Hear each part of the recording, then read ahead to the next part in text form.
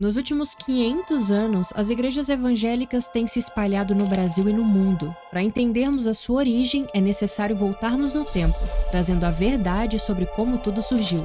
Vamos conhecer essa história? Então junte-se a nós numa viagem de exploração dos mistérios do passado. Tudo começou em 31 de outubro de 1517. Quando o monge agostiniano e também professor de teologia germânico Martinho Lutero, incomodado com os absurdos que aconteciam na Igreja Católica, pregou na porta da Igreja de Wittenberg, na Alemanha, um manifesto com 95 teses em que apontava e questionava as práticas do clero católico, como a venda de cargos eclesiásticos e as cobranças de indulgências. Por exemplo, o fiel não precisava mais se arrepender dos seus pecados para obter o perdão, mas sim depositar algumas moedas nos cofres das igrejas e a sua alma já estaria absolvida. Dentre várias outras atitudes que são totalmente opostas à palavra de Deus, a intenção de Lutero era levar um debate para que as reformas dentro da Igreja Católica acontecessem. Para quem tem interesse em conhecer essas 95 teses, deixei o link na descrição do vídeo. Lutero defendia basicamente que a Bíblia era a única referência para que os fiéis e as pessoas conseguissem ser salvas, sem a medição de intermediários e sem precisar das indulgências. A base teológica de Lutero baseava-se em um versículo bíblico que afirma que o justo viverá pela fé. Aqui Lutero passou a defender a ideia de que não eram as boas ações que salvariam uma pessoa, mas sim a sua fé. Antes de Lutero, já havia casos de cristãos que contestaram os princípios e as práticas da Igreja Católica. Por exemplo, no século XII, a partir das pregações de Pedro Valdo, surgiram na França os valdenses, que se espalhavam pelo norte da Itália,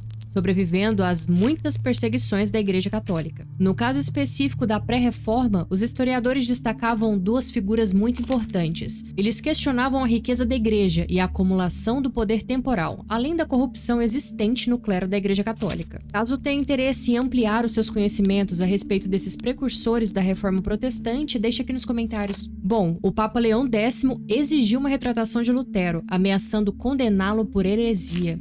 Mas Lutero não voltou atrás, e assim foi feito, sendo excomungado pelo Papa e considerado herege por Carlos V, o imperador do Sacro Imperial Germânico. A partir desse momento, rompeu com a Igreja Católica e deu início à Reforma Protestante. A Reforma não ficou presa apenas nos questionamentos de práticas erradas do clero católico, mas se alastrou por diversas áreas como a política, a economia, a sociedade e a cultura. A imprensa de Wittenberg foi um instrumento importante na divulgação de todas as ideias de Lutero.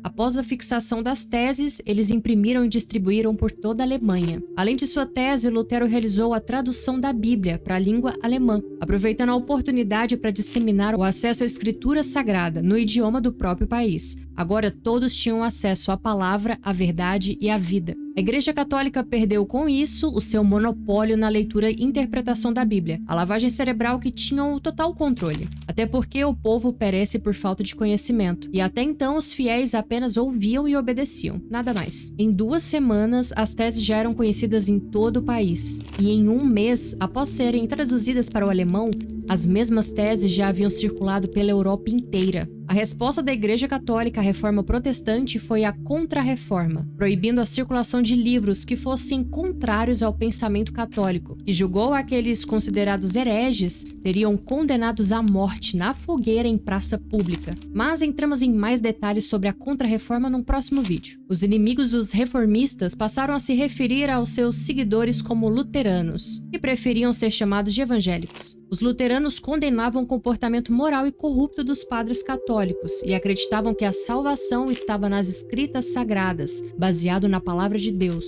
A liberdade pregada por Lutero abriu espaço para que outras igrejas cristãs fossem fundadas, como por exemplo, as igrejas presbiterianas, anglicanas, metodistas, protestantismo pentecostal e protestantismo neopentecostal. Mas esse assunto e mais detalhes sobre cada denominação fica para um próximo vídeo. Lembrando que deixei o link das 95 teses de Martinho Lutero na descrição. E como bônus especial por ter assistido até aqui, deixei o link de um dos seus livros também. Mas me diz, você conhecia a origem da Igreja Evangélica? Quer saber mais sobre esse assunto? Deixa aqui nos comentários. Aproveita e deixa o seu super like e se inscreve no nosso canal. Isso é muito importante para nós. Até o próximo vídeo. Fui!